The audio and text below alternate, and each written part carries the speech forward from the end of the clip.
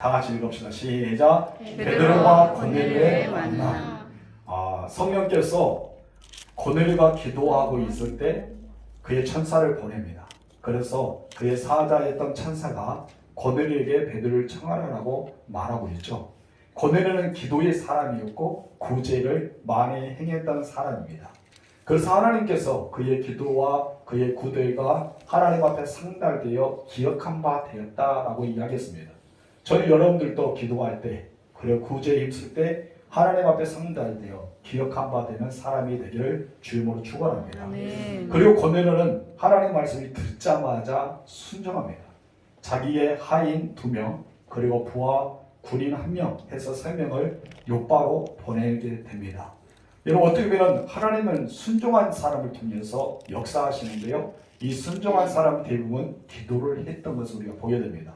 그래서 하나님은 순종하고 기도하는 사람과 함께 일하십니다. 아멘. 이방인의 역사, 복음의 현장의 길목에 문을 열어주었던 사람은 바로 고넬료였습니다. 만약 고넬료가 그렇게 되지 않았다면 이방인의 선교의 문은 굳게 닫혀 있을 겁니다. 왜요? 베드로가 인지하지 않기 때문에, 베드로가 허락하지 않기 때문에. 근데 하나님은 베드로를 보냅니다.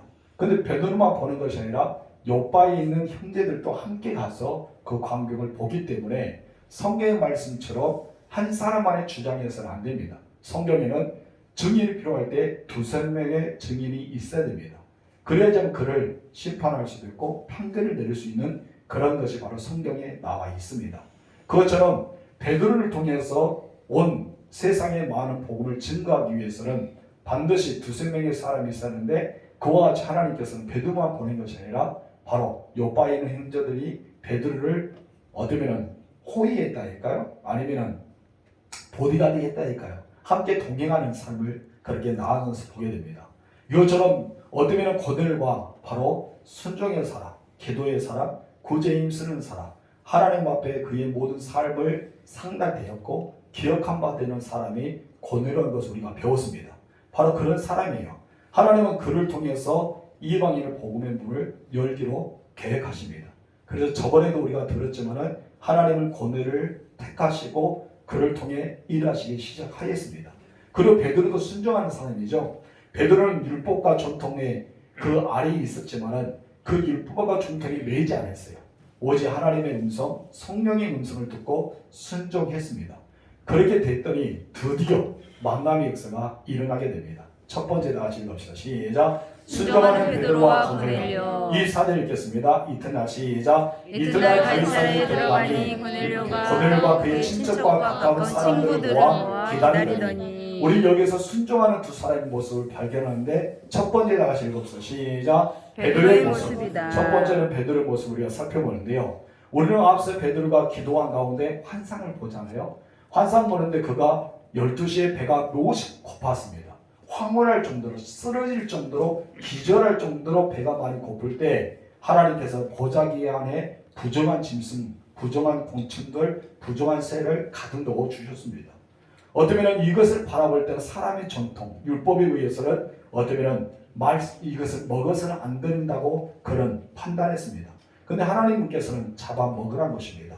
도저히 그는 잡아먹는 것, 부정한 것, 두 갈림에서 그는 부정할 수밖에 없었습니다. 그러자 베드로가 성령의 음성을 듣기 시작합니다. 어쩌면 이 성령의 음성을 듣는 순간 자기가 그대로 따라왔던 전통, 그리고 자기의 매여있던 율법주의적인 생각, 이것을 내려놓고 이제 하나님의 말씀에 순종하기로 결단합니다. 우리는 하나님의 말씀을 듣는 귀가 열려야 됩니다. 아멘. 전통도 중요하죠. 율법도 중요합니다. 말씀도 중요하지만 성령의 음성을 더 즉각 반응해야 될 줄 믿습니다. 여러분, 우리는 이런 전통과 율법의 생각을 내려놓고 순종한 베드로를 통해서 하나님께서는 엄청 놀라운 사역을 준비하고 계셨습니다. 그래서 베드로는 자기를 찾아온 사람들을 집으로 들이고 그 다음날 그들과 함께 가이사랴로 올라가기 시작합니다. 가이사랴에는 누구의 집이 있어요? 고넬료의 집이 있었기 때문입니다. 우리 여기서 베드로의 모습을 발견하며 베드로는 전통과 율법, 성령의 음성 가운데 갈등하고 있었어요. 어쩌면 이것을 먹어야 되는지 말아야 되는지 하나님께서 3차례를 거쳐서 잡아먹으라, 잡아먹으라, 잡아먹으라. 그때는 베드로가 싫습니다. 싫습니다라고 거절했습니다. 이 모든 하나님의 음성을 듣는 순간 그의 마음에는 정죄가 되고 이제 하나님의 말씀대로 따라가기 시작합니다. 어쩌면 당시의 갈등을 이렇게 말하죠. 베드로는 이 본문 28절과 29절에 이런 갈등을 겪겠다고 설명합니다. 다 같이 읽읍시다. 시작. 이르되 유대인으로서 이방인과 교제하며 가까이 하는 것이 위법인 줄은 너희도 알거니와 하나님께서 내게 지시하사 아무도 속되다 하거나 깨끗하지 않다 하지 말라 하시기로 부름을 사용하지 아니하고 왔노라. 묻노니 무슨 일로 나를 불렀느냐. 이것을 보면 부정한 음식, 부정한 곤충, 부정한 짐승, 부정한 새 이런 것들을 바라볼 때 거절할 수밖에 없는데 이것이 바로 이방인들을 하나님께서 붙여주었다는 것은 나중에 성령의 음성 듣고 내려가서 보니까 고넬료 가이사야에서 왔던 사람들이 이방인들이 자기 앞에 서 있는 것을 보게 됩니다. 분명히 자신도 알았습니다. 이방인을 만나는 것은 무엇이다? 위법이다. 율법에 허락되지 않는 거다. 그래서 이방인들과 만나서 교제하는 것도 안 되고 같이 밥을 먹는 것도 안 됩니다. 함께 앉아서 대화하는 것도 안 됩니다. 그것은 바로 위법이었기 때문입니다. 그러나 베드로는 어떻습니까? 전통을 택하지 않습니다. 그런 율법을 택하지 않았습니다. 오직 성령의 음성에 순종했습니다. 하나님의 사람들은 성령의 음성을 듣는 귀가 열려야 됩니다.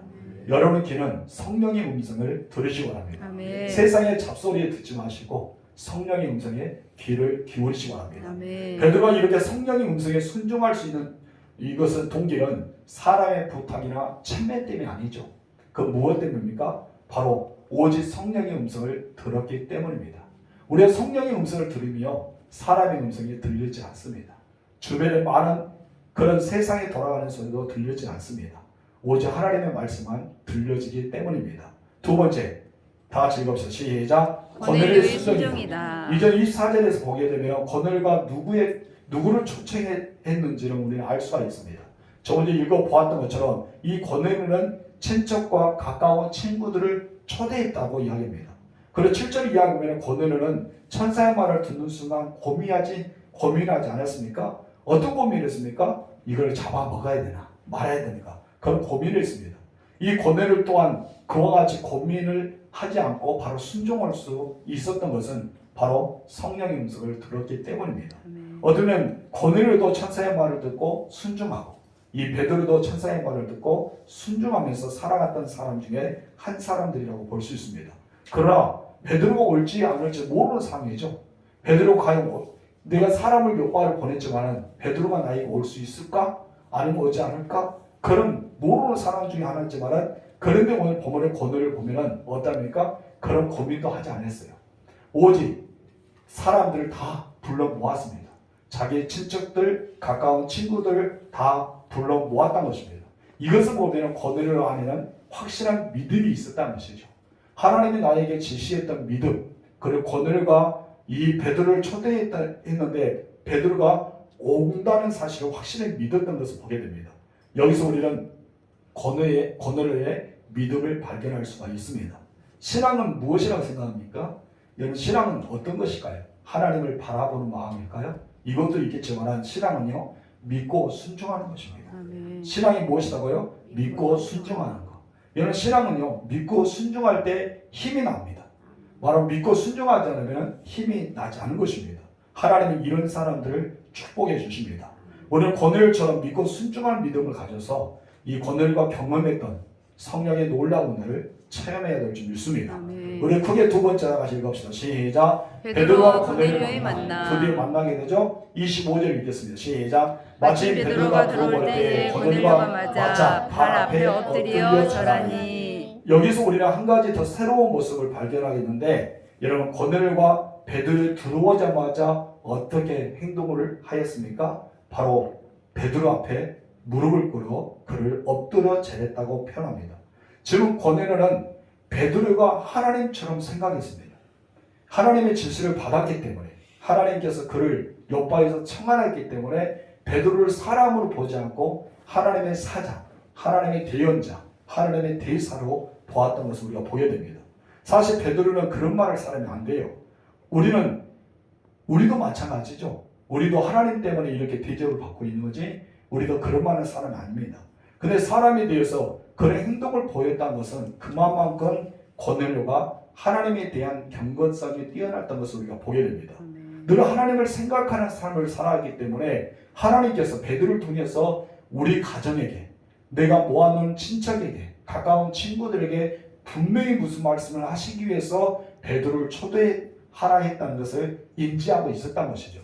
그런 생각을 했기 때문에 베드로가 들어오자마자 사람 앞에, 그것도 자기는 이방이잖아요. 이방인 앞에 무릎을 꿇었다는 것입니다. 여러분, 한 장군이요, 어떤 한 중대장이요, 다른 이방인에게 무릎을 꿇었다는 것은 있을 수 없는 것입니다. 바로 어쩌면 고넬료는 지금 이제 소국이 가까운 사람 불렸잖아요. 자기 로마가 그 지역을 장악했습니다. 어떤 이 이스라엘은 이제 로마의 땅 중에 하나입니다. 다스리고 있기 때문에. 근데 여러분, 로마 사람이 이스라엘 사람에게 무릎을 꿇었다? 그것은 있을 수 없는 거예요. 무릎을 꿇는 것은 항복을 뜻합니다. 무릎을 꿇는 것은 나는 당신에게 복종하겠다는 뜻입니다. 무릎을 꿇는 것은요, 나의 모든 걸 당신에게 위임한다는 뜻입니다. 그럴 때 무릎 꿇는다는 것은요, 우리는 쉽게 무릎이 꿇리지 않을 때가 많습니다. 근데 이렇게 무릎 꿇었다는 것은 하나님 앞에 항복했다는 거죠. 베드로 앞에 항복한 것이 아니라 하나님 앞에 항복해서 당신의 마음대로, 하나님이 당신을 보내시는 마음대로 우리에게 일하세요, 그런 뜻을 가지고 있다고 볼 수 있습니다. 아무튼 그는 경건하고 하나님을 늘 생각했던 사람이기 때문에 이런 베드로 앞에 무릎을 꿇을 수가 있었습니다. 그는 참 겸손한 사람 중에 한 사람이었다 볼 수 있습니다. 우리 26절에 29절 읽겠습니다. 시작. 베드로가 일으켜 이르되 일어서라 나도 사람이라 하고 더불어 말하며 들어가 여러 사람이 모인 것을 보고 이르되 유대인으로서 이방인과 교제하며 가까이 하는 것은 위법인 줄을 너희도 알거니와 하나님께서 내게 지시하사 아무도 속되거나 깨끗하지 않다 하지 말라 하시기로 부름을 사랑하지 아니하고 왔노라. 묻노니 무슨 일로 나를 불렀느냐. 여기서 우리는 세 가지의 베드로를 통해서 배울 점이 있습니다. 우리 첫 번째, 어떤 점을 배울 수 있을까요? 읽어봅시다. 시작. 베드로의 또 다른 위대한 점이다. 여러분, 베드로의 또 다른 위대한 점이 있는데 저는 참 베드로가 좋아요. 왜 좋냐면 이런 사람입니다. 베드로는요, 자기에게 영광을 돌리고 있잖아요. 로마의 한 장군이 자기에게 무릎을 꿇었다는 것입니다. 그런데 모든 사람들의 그곳에 있는 집안 사람이나 친족이나 가까운 친구들이 여러분 군인일 수도 있고 장교가 될 수 있습니다. 그런데 베드로 옆에 무릎을 꿇어서 어들은 그를 높여주고 있어요. 그런데 여러분, 베드로가 어떻습니까? 그런 겸손한 모습을 여기서 찾아볼 수 있습니다. 베드로는요, 거절합니다. 어떻게 거절했습니까? 일어나라, 나도 사람이다. 내가 이렇게 영광을 받을 수가 없다 이거죠.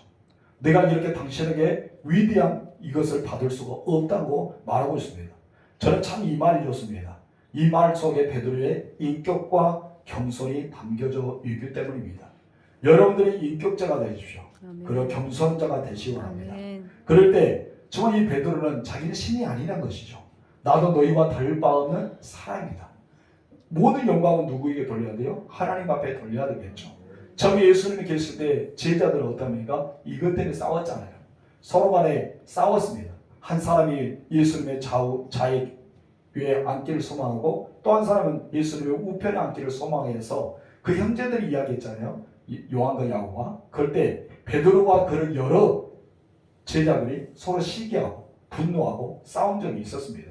근데 베드로는 지금 이제 어떠합니까? 성령 받고 기도하고 하나님과 늘 동행하는 삶을 사니까 그런 모습을 찾아볼 수가 없습니다. 자기 위대한 것도 찾아볼 수 없고요. 자기에게 영광 돌리는 것도 찾아볼 수가 없습니다. 예전에 우리가 나중에 보면은 바울도 그러잖아요. 바울은 신적인 존재로 여기지만은 바울은 그것을 거절하는 그런 일도 있었습니다. 성령의 사람들은 늘 겸손합니다. 왜 그럴까요? 내 안에 예수님이 계시기 때문에, 예수님이 왕이시기 때문에, 나를 다스리기 때문에 우리는 겸손할 수밖에 없는 거예요. 그런데 내 안에 성령이 없으면요, 내가 왕이 되는 거예요. 그럴 때는 자기는 높아질 수밖에 없겠죠. 그러나 여러분, 베드로는 자기의 주인은 예수님이었습니다. 자기의 모든 것은 성령께서 이끌어 주셨습니다. 대부분 사람들은 자리가 높이 올라갈수록 어떠합니까? 목이 뻣뻣해집니다. 그리고 인사도 잘 안 해집니다. 허리를 숙이지 않습니다. 이것이 대부분 사람들이에요. 그런데 여러분, 베드로는 어떠합니까? 그렇지 않았습니다. 오히려 거부하고 그를 이렇게 세우면서 나도 당신과 같은 사람이다, 일어나라고 말하고 있는 점이 참 베드로가 좋은 점을 보였습니다. 여러분들도 늘 겸손한 사람이 되십시오. 아멘. 그리고 늘 인격적인 사람이 되십시오. 아멘. 이왕이면 하나 더 플러스 교養있게 살아가시면 좋겠습니다. 아멘. 말도 교양 있게. 아멘. 네, 아멘의 은혜로 되면서 자, 두 번째 하나씩 읽었습니다. 시작. 전통과 율법보다 하나님의 말씀을 말씀을 우선했다는 우선했다는 점이다. 베드로는 구약의 말씀을 잘 지켜왔습니다. 지금까지 잘 지켜왔죠. 그것은 하나님과의 대화 속에서 우리가 알 수 있습니다. 하나님이 잡아먹으라 게 무엇이 합니까? 싫습니다. 나는 이것을 평생 동안 잡아먹지도 않고 율법에 의해서, 규례에 의해서 나는 지금까지 정통에 의해서 살아왔음을 고백했기 때문입니다. 그러나 율법보다 더 중요한 메시지가 있었는데 바로 성령의 음성이었습니다. 우리는 나에게 들려주신 말씀이 들려져야 돼요. 아멘. 하나님 말씀이 들려져야 됩니다. 아멘. 여러분들의 예배 시간에 하나님 말씀이 들려집니까? 그렇다면 여러분들은 영적으로 깨어있는 사람입니다. 아멘. 그러나 여러분, 대부분 그리스도인들이요, 하나님 말씀이 들려지지 않아요. 여러분, 대부분 그렇습니다. 예배에 와서, 우리가 교회에 와서 예배를 드리고 기도하고 찬송을 부릅니다. 그러나 하나님의 말씀이 들려지지 않아요.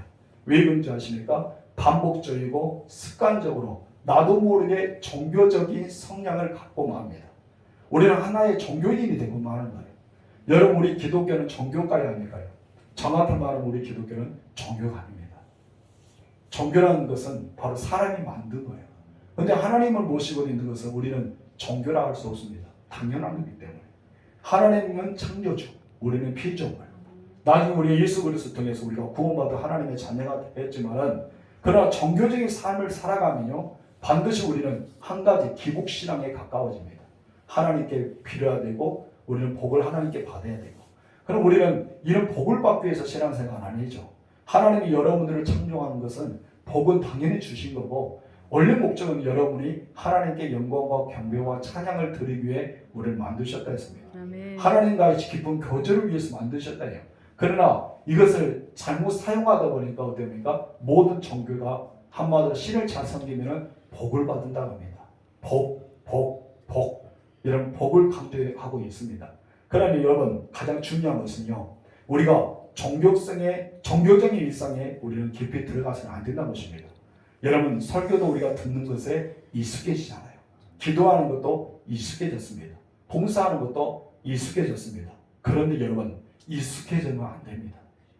익숙해지고 습관에 들면요, 무슨 현상이 일어나지 않습니까? 여러분의 영이 죽어갑니다. 예배 드리는데 익숙하면 하나님의 음성이 들리지 않아요. 그냥 예배 시간만 참여하는 거로 마릅니다. 찬양하는데 익숙하면요, 가사의 의미를 잃은 채 그냥 노래만 부릅니다. 여러분, 이 찬양의 고백을 누구에게 올려드립니까? 하나님께 올려드리죠. 여러분, 이런 습관화가 되면요, 주기도문 할 때 여러분이 주기도문 드리는데 한 가지 주문이 되고 맙니다. 여러분 주기도문을 주문처럼 외웁니까? 아니면 여러분의 기도처럼 외웁니까? 여러분의 기도처럼 돼야 됩니다. 아멘. 여러분의 기도가 주기도문이 돼야 돼요. 아멘. 예수님 말하잖아요. 너희는 이와 같이 기도해라. 예수님 직접 가르쳐주는 기도인데 나도 모르게 주기도문이 주문처럼 외워진 거예요. 그냥 습관에 따라 우리 주기도문 할까요? 아무 내용도 상관없이 이해도 되지 않고 입만 따다다다다다 열리게 돼요. 저도 그러고 있더라고요. 여러분, 사도신경, 우리 사도들이 고백하는 사도, 우리가 신앙 고백 있잖아요. 여러분, 신앙 고백 외우신 분이 있어요? 다 외우시죠? 근데 외우지 못한 분도 많아요. 의외의 예수 믿는 사람 중에 중지자들이 우리의 신앙 고백을 모를 때가 많습니다. 여러분, 이 신앙 고백은 안 외워도 돼요. 왜냐하면 성경에 없으니까. 그러나 사도들의 신앙의 고백이 나의 고백이 되기를 소망함으로 우리는 읊어야 됩니다. 여러분께서는 신앙 고백 어떻게 하십니까? 주는 그리스도의 살아계신 하나님 아들이다. 베드로는 그렇게 고백했습니다. 여러분들은 사도신경을 어떻게 고백하고 있습니까? 그 사도신경이 나의 신앙의 고백이 되어 있습니다. 아멘. 그냥 우리는 습관에 따라서 고백한 것이 아니라 하나님, 사도신경이 나의 고백이 되고 주기도문이 나의 기도가 되고 아멘. 찬양의 가사들이 하나하나가 그 옛날에 그 전에 그렇게 작곡했던 사람, 작사했던 사람들이 부르는 것이 아니라 오늘 내가 하나님 앞에 드림받는 그런 찬양의 고백이 돼야 됩니다. 아멘. 그래야지만 내 영이 살아요. 그러지 않으면요 우리의 영이 죽습니다. 우리 예수 믿는 사람들이 익숙해지면은 영이 죽고요. 우리가 습관해야 되면은 영이 죽습니다. 우리는 내 영을 깨우쳐야 됩니다. 내 영을 깨우쳐서 우리는 습관화가 되지 않고 하나님의 음성에 듣는 연습을 계속해야 될 줄 믿습니다. 아멘. 그래서 우리는 기도할 때마다 새롭게 하나님의 음성을 들려야 돼요. 하나님의 말씀을 들을 때마다 하나님은 나에게 어떤 말씀을 주실까? 우리는 그걸 들어야 되겠죠. 저도 설교 준비할 때마다 하나님은 과연 우리 성도들에게 어떤 말씀을 들려주기를 원할까? 그것 중에서 30분, 40분의 설교 중에 하나라도 발견해서 각 성도들이 그 마음이 하나라도 받아가면은 여러분의 예배에 승리한 거예요. 아멘. 여러분 하나님의 음성을 듣는 거예요. 그런데 여러분 30, 40분 동안 말을 했는데 설교했는데 아무것도 듣지 못한 채 깨닫지 못한 채 그냥 돌아가면요 여러분들은 예배가 되지 못했다는 것입니다. 하나님의 예배를 통해서 말씀하십니다. 여러분이 예배를 통해서 말씀을 들어야 할 줄 믿습니다. 그래도 우리는 기도한 가운데 새롭게 하나님의 음성을 들어야 되고 설교를 들을 때 하나님의 말씀을 들어야 되고 찬양을 볼 때 하나님이 기뻐하시는 감화가 있는 찬송 그리고 감동이 있는 찬송을 불러야 됩니다. 봉사할 때 어떻습니까? 늘 동일하게 습관에 따라서 익숙하게 봉사하지 말고 하나님이 주시는 힘을 가지고 우리는 사역을 해야 될 줄 믿습니다. 그런데 우리는 어떻게 했다고요? 너무나 익숙해져 버렸어요. 너무나 습관화돼 버렸어요. 그렇기 때문에 감동도 없고 감화도 없고 감사도 없습니다. 그냥 한 곳에 앉아 있을 뿐이고 내가 가서 일하고 있을 뿐입니다. 여러분 하나님은 이런 사람의 감동을 받을까요? 여러분 받지 않겠죠. 우리가 하고 있는 모습이 그와 같다는 것입니다. 우리는 다시 회복해야 됩니다. 아멘. 예배가 회복되고 아멘. 하나님의 말씀을 듣는 귀가 회복되어지고 아멘. 예배가 익숙하고 습관이 아니라 하나님이 받으시마는 예배 현장이 내가 드리는 현장이 되어야 줄 믿습니다. 아멘. 그래야지만 여러분의 영이 살아요. 아멘. 여러분의 영이 소생하는 것이죠. 아멘. 그리고 하나님의 음성도 들려지고 아멘. 감동도 있고 감화도 있고 감사가 살아납니다. 아멘. 여러분 그런 사람이 되어야 될 줄 믿습니다. 아멘. 우리 세 번째 다시 읽읍시다. 시작. 베드로 환상에서 나타난 더러운 짐승들은 바로 이방인들을 상징하고 있다는 것입니다. 베드로가 그 짐승을 보고 나는 이런 것들 먹어본 적이 없다. 이것들을 만지지도 않았다라고 하나님께 말하죠. 그리고 거절할 때 하나님께서 무엇입니까? 내가 깨끗하게 했는데 너는 왜 더럽다 하느냐? 내가 이미 속되다 했는데 너는 왜 그것을 추조하다 하느냐? 하나님께서 말씀합니다. 바로 이방인들에게 두고 있는 말씀입니다. 이방인들은요 유대인들이 바라볼 때 더럽고 부정하다고 생각했어요. 그렇기 때문에 오늘 본문의 메시지 중에서 뭐가 나와요? 우리들은 유대인들은 이방인들과 같이 대화해서도 안 되고 이방인들과 같이 먹어서도 안 되고 이방인들과 같이 악수해도 안 된다. 그런 내용들이 막 나오잖아요. 그만큼 부정스럽게 생각했던 것입니다. 여러분 어쩌면 그들의 구원도 없다고 생각했어요. 아예 만나서는 안 된다고 생각했어요. 그리고 그들을 하나의 개 취급했다는 것을 우리가 보게 됩니다. 그러나 하나님은요 그 이방인들이 어쩌면 하나님의 백성으로 삼았다고 선포하고 있습니다. 바로 우리들입니다. 우리가 누굽니까? 이방인들이죠. 우리가 이방인입니다. 그러나 하나님의 자녀가 되었어요. 아멘. 구원받은 자녀가 되었어요. 아멘. 하나님의 기쁨의 은혜에 참여합니다. 왜 그랬어요? 내가 깨끗함을 받았기 때문입니다. 성도 여러분, 예수님 지신 십자가는요 이스라엘 백성들만 위해서 지신 것이 아니잖아요. 예수님 십자가를 진 것은 온 지구상에 있는 모든 사람들, 이 세상의 모든 사람을 위해서 예수님은 십자가에 달려 죽으셨습니다. 그들이 이스라엘만 백성이 아니라 오늘 여러분들도 이곳에 오지 않았던 아직도 예수 믿지 않는 사람들까지도 예수는 그들을 위해서 십자가의 은총을 베풀어 주셨습니다. 아멘. 이것을 가리켜 십자가의 은혜라고 말합니다. 아멘. 여러분 모든 사람은요, 이 모든 민족은요, 예수님의 십자가의 은총을 받아야 됩니다. 아멘. 예수는 그들 위해서 피를 흘렸기 때문입니다. 그래 또한 우리는 이 사실을 증거해야 돼요. 어떤 걸 증거해야 돼요? 십자가의 능력, 아멘. 십자가의 은혜, 아멘. 십자가의 복음을 증거해야 됩니다. 아멘. 그래야지 내가 있을 수가 있는 거예요. 여러분이 이곳에 있는 것은 무엇이더라? 예수님이 십자가에 보일 때입니다. 아멘. 여러분이 하나님의 자녀가 되는 이유가 무엇입니까? 예수님의 십자가의 능력 때문입니다. 아멘. 여러분의 하나님 아버지께 내가 아빠 아버지라 부를 수 있는 것은 무엇입니까? 십자가의 복음이 있었기 때문입니다. 아멘. 그래서 우리는 자랑할 것이 뭐예요? 십자가. 나는 원래 선택받은 사람 아니에요. 여러분은 선택받은 사람 아니에요. 여러분들 진승과 같은 부정스러운 사람들과 같아요. 오늘 본문에 의하면 그러잖아요. 하나님이 우리를 예수 십자가로 속되게 깨끗하게 하지 않았으면 우리는 아직도 구원받지 못한 지옥 가야 돼요. 그냥 지옥 가기로 정해졌던 사람들입니다. 그런데 우리 예수님이 십자가로 말미암아 휘장을 찌르시고 하나님과의 담을 hăr으시고 우리가 정말 하나님의 은혜 가운데 구원받을 수 있는 그 자격길을 열어주셨습니다.